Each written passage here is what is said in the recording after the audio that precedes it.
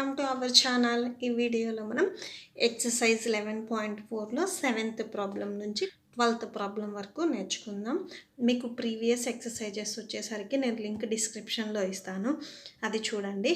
నా వీడియోస్ అన్నింటిలో లాస్ట్లో మీకు నోట్స్ డిస్ప్లే అవుతుంది. ఏదైనా డౌట్ ఉంటే అందులో చెక్ చేసుకోండి. ఇంకా మీకు ఏదైనా డౌట్ ఉంటే కామెంట్ సెక్షన్లో కామెంట్ చేయండి. అండ్ నా వీడియోస్లో వచ్చేసరికి మీకు every lesson, every exercise, each and every problem explain చేశాను నేను. సో నా ఛానల్ని సబ్స్క్రైబ్ చేసుకోండి. మీరు నా ఛానల్ని సబ్స్క్రైబ్ చేసుకుంటే నేను ఎప్పుడు ఏ లెసన్ వీడియో పెట్టినా కూడా మీకు అప్డేట్ వస్తుంది. సో మన ఛానల్లో వ్యూస్ వస్తున్నాయి కానీ సబ్స్క్రైబర్స్ రావట్లేదు. సో మీరు సబ్స్క్రైబ్ చేసుకుంటేనే నేను లైవ్ చేసినా కూడా మీకు అప్డేట్ వస్తుంది. So please subscribe to my channel. ఇప్పుడు మనం 7th ప్రాబ్లం చూద్దాం. If the cost of 7 meters of cloth is 294 rupees, 7 meters cloth వచ్చేసరికి 294 rupees అవుతుందంట. Find the cost of 5 meters of cloth. 5 meter క్లాత్కి ఎంత మనీ అవుతుందో మనం ఫైండ్ అవుట్ చేయాలి. ప్రీవియస్ ప్రాబ్లమ్స్లో ఆల్రెడీ మనం చేసాము. సో 7 ఇచ్చినా 5 ఇచ్చినా మనం ఏం చేయాలంటే ఫస్ట్ దాన్ని 1 మీటర్, ఓకేనా, 1 మీటర్కి మనం కన్వర్ట్ చేసుకోవాలి. 1 మీటర్కి ఎంత కాస్ట్ అవుతుందో చూసుకుంటే 5 meters ఇంటూ 5 చేసి మీకు టోటల్గా 5 metersకి ఎంత అవుతుందో వస్తుంది. Solution 7th problem. So cost of, first వాళ్ళు ఇచ్చినవి రాయండి.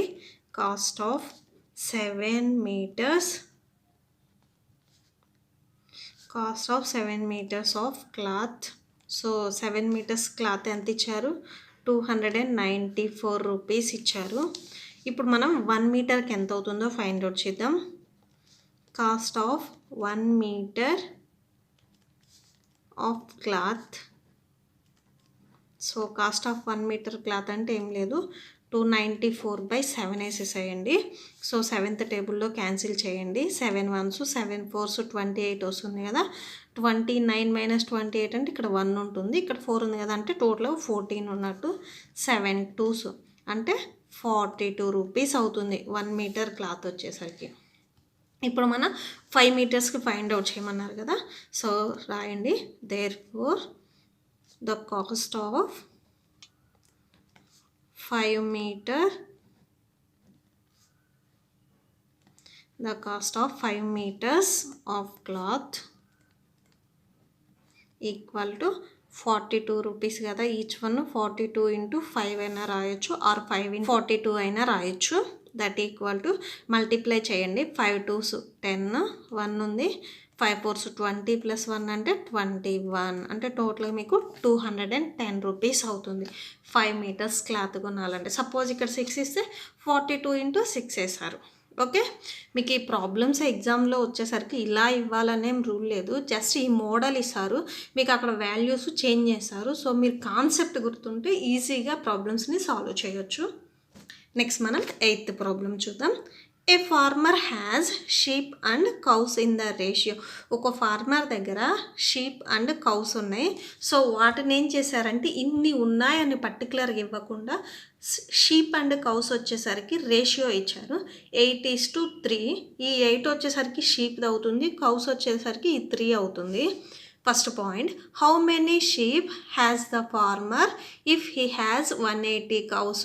అయితే ఫార్మర్ దగ్గర 180 cows ఉన్నాయి అనుకోండి, షీప్స్ ఎన్ని ఉన్నాయని అడుగుతున్నారు. ఫస్ట్ పాయింట్ వచ్చేసరికి. సెకండ్ పాయింట్ వచ్చేసరికి షీప్కి అండ్ టోటల్కి రేషియో ఫైండ్ అవుట్ చేయమంటున్నారు. సెకండ్ వన్ వచ్చేసరికి.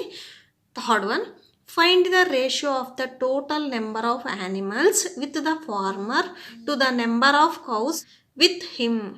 సో రేషియో ఫైండ్ అవుట్ చేయమంటున్నారు. టోటల్ నెంబర్ ఆఫ్ యానిమల్స్ అంటే టోటల్ అంటే మీకు తెలుసు కదా, టోటల్ అంటే అక్కడ ఏమి ఇచ్చారు, 2 animals ఇచ్చారు, షీప్ అండ్ కౌస్, అవి మొత్తం టోటల్ చేసింది. అండ్ ఫార్మర్ దగ్గర ఎన్ని కౌస్ ఉన్నాయో వాటికి రేషియో ఫైండ్ అవుట్ చేయమని అడుగుతున్నారు. 8th problem. ఫస్ట్ మనం వాళ్ళు ఇచ్చినవి రాసుకుందాం. The ratio of sheep and cows is 8:3. 8:3 రేషియోలో ఉన్నాయి. ఇప్పుడు ఫస్ట్ పాయింట్ ఫైండ్ అవుట్ చేద్దాం. ఫస్ట్ పాయింట్ వచ్చేసరికి వాళ్ళు కౌస్ 180 అని ఇచ్చేశారు. షీప్ ఎన్ని ఉన్నాయో మీరు ఫైండ్ అవుట్ చేయాలి. సో ఇక్కడ రాసేసేయండి. Total number of parts. First మనం టోటల్ నెంబర్ ఆఫ్ పార్ట్స్ ఎన్నో చూద్దాం. 8 + 3 పార్ట్స్ అంటే ఇవే కదా, 8 పార్ట్స్ 3 పార్ట్స్ ఇవి యాడ్ చేయండి, టోటల్గా 11 పార్ట్స్ వస్తాయి. సో వాల్యూ ఆఫ్ 3 పార్ట్స్ మనకి వాళ్ళు కౌస్ ఇచ్చారు కదా, ఈ కౌస్ అంటే 3 కదా, ఫస్ట్ ఇది చూద్దాం. Value of 3 parts. So value of 3 parts value ఎంత? 180. సో 180 ఇచ్చారు కాబట్టి 180 రాయండి. సో 1 పార్ట్ ఎంతో ఇప్పుడు మనం చూద్దాం. 1 పార్ట్ = 180 ఈ 3 ఇటు వస్తుంది, అంటే డివైడ్ అవుతుంది. 3 1s 3 6 18 వస్తుంది, 0 అంటే టోటల్గా 360s 180 వస్తుంది. ఓకే, సో 1 పార్ట్ వచ్చేసరికి 60 కౌస్. ఇప్పుడు మనం షీప్స్ ఎన్ని ఉన్నాయో చూడాలి. The number of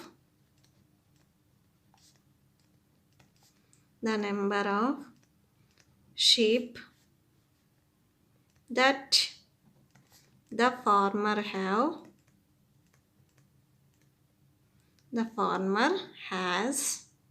that equals. So farmer దగ్గర షీప్స్ ఎన్ని ఉన్నాయో చూడాలి కదా. సో షీప్స్ పార్ట్ వచ్చేసరికి ఎంత ఇచ్చారు మీకు? 8 ఇచ్చారు. నా షీప్ పార్ట్ వచ్చేసరికి 8 కదా. సో 8 × 1 పార్ట్ వచ్చేసరికి ఎంత? 60. ఇప్పుడు మనం 8 పార్ట్స్ కనుక్కుంటున్నాం. దట్ = 0 8 6 48 అంటే 480 ఉన్నాయి. షీప్ వచ్చేసరికి ఏమో 480 ఉన్నాయి, కౌస్ వచ్చేసరికి ఏమో 3 పార్ట్స్కి 180 ఉన్నాయి. ఓకే, కౌస్ వచ్చేసరికి 180 ఉన్నాయి, షీప్స్ వచ్చేసరికి 480 ఉన్నాయి. నెక్స్ట్ మనం సెకండ్ పాయింట్ చూద్దాం. సెకండ్ పాయింట్లో వచ్చేసరికి మీకు షీప్కి టోటల్ నెంబర్ ఆఫ్ యానిమల్స్కి రాయమన్నారు. ఫస్ట్ మనం టోటల్ నెంబర్ ఆఫ్ యానిమల్స్ ఎన్ని ఉన్నాయో యాడ్ చేద్దాం. Total number of animals. So total number of animals ఏంటి? షీప్ ప్లస్ కౌస్ కదా, sheep plus cows, sheeps plus cows. So sheeps ఎన్ని ఉన్నాయి? 480 ప్లస్ కౌస్ ఎన్ని ఉన్నాయి? 180. దట్ = 2ని యాడ్ చేయండి, 660 వస్తుంది మీకు. ఓకే, ఇప్పుడు మనం రేషియో రాద్దాం. The ratio of the number of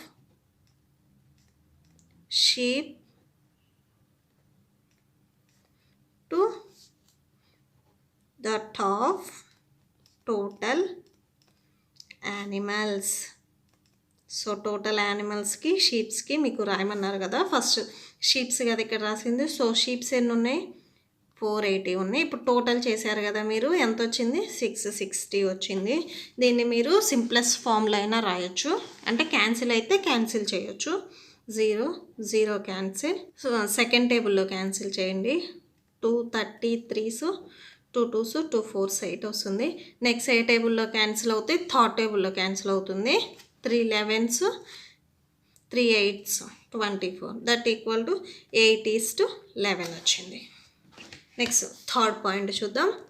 third పాయింట్కి వచ్చేసరికి మీ రేషియో దేన్ని ఫైండ్ అవుట్ చేయమన్నారు? Total number of animals and కౌస్కి ఫైండ్ అవుట్ చేయమన్నారు.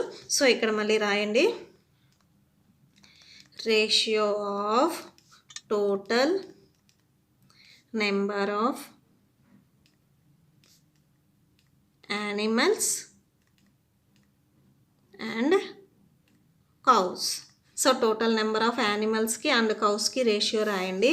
So first total number of animals మీరు ఆల్రెడీ ఫైండ్ అవుట్ చేశారు కదా, ఎంత వచ్చింది? 660 వచ్చింది. ఈస్ట్ కౌస్ ఎన్ని ఉన్నాయి? టోటల్గా 180 ఉన్నాయి. సో 180 రాయండి. సేమ్ మళ్ళీ క్యాన్సిల్ చేసేసేయండి. 0 0 క్యాన్సిల్, థర్డ్ టేబుల్లో క్యాన్సిల్ చేయండి. 322s 66 వస్తుంది. 3 3 6 18 వస్తుంది. నెక్స్ట్ సెకండ్ టేబుల్లో క్యాన్సిల్ అవుతుంది. 2 3s 6 2 11s. That = 11:3. Next ninth problem. Are 3, 5, 15, 9 in proportion. ఈ నెంబర్స్ అనేవి ప్రపోర్షన్లో ఉన్నాయా?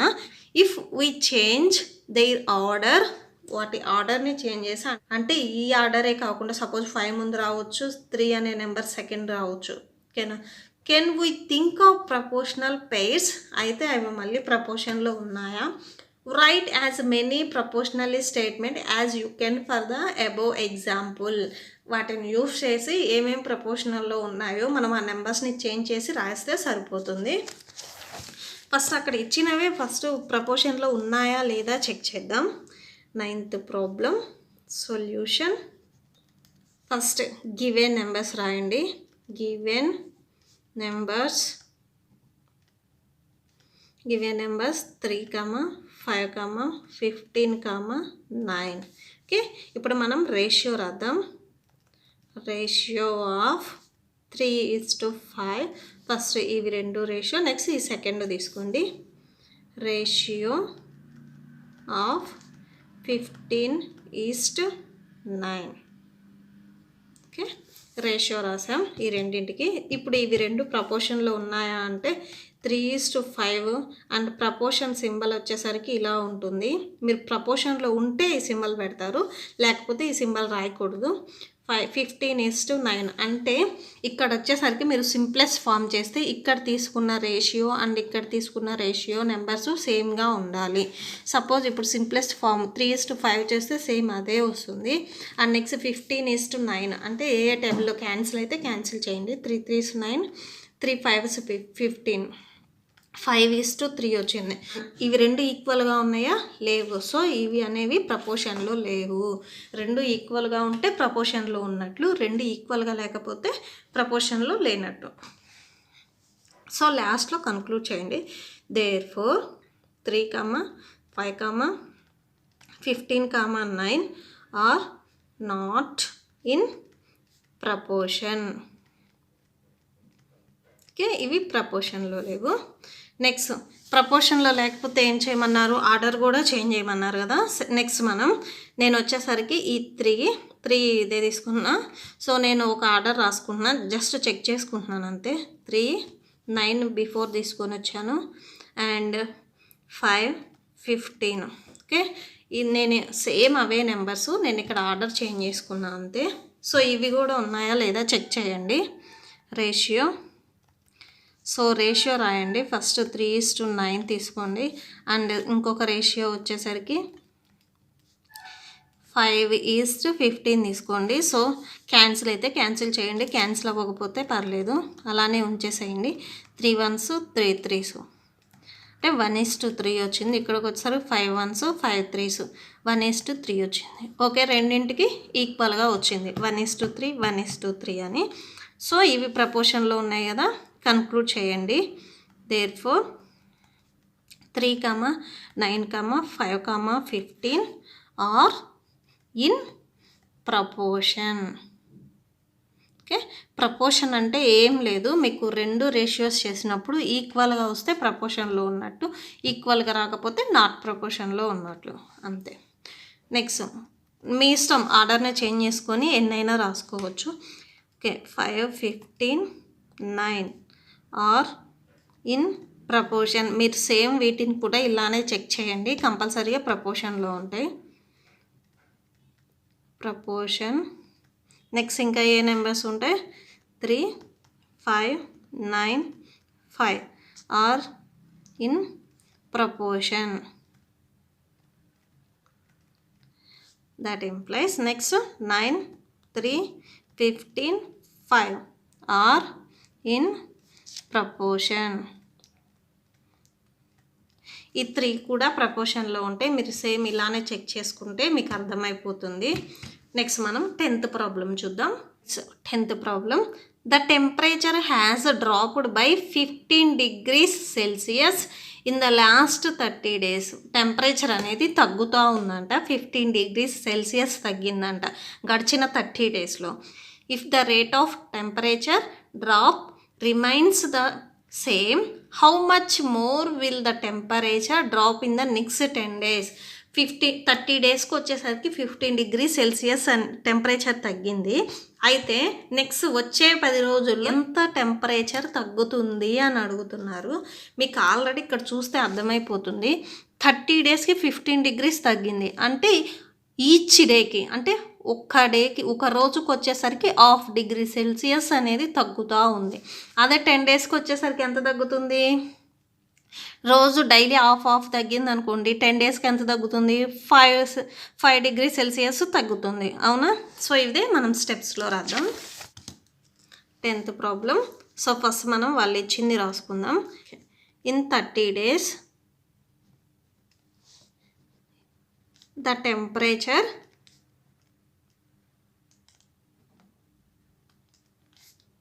dropped by 15 degrees Celsius. So 15 degrees Celsius తగ్గుతుంది 30 డేస్కి. సో 1 డేకి ఎంత తగ్గుతుంది? In 1 day temperature dropped by, so 1 డేకి ఎంత తగ్గుతుంది? ఈచ్ డేకి 30 డేస్కి 15 తగ్గింది కదా. సో 15/30 వేయండి. 15 1s 15 2s అంటే 1 డేకి 1/2 డిగ్రీ సెల్సియస్ తగ్గుతుంది. ఓకే, ఇప్పుడు మనం 10 డేస్కి ఎంత తగ్గుతుందో చూద్దాం. In 10 days the temperature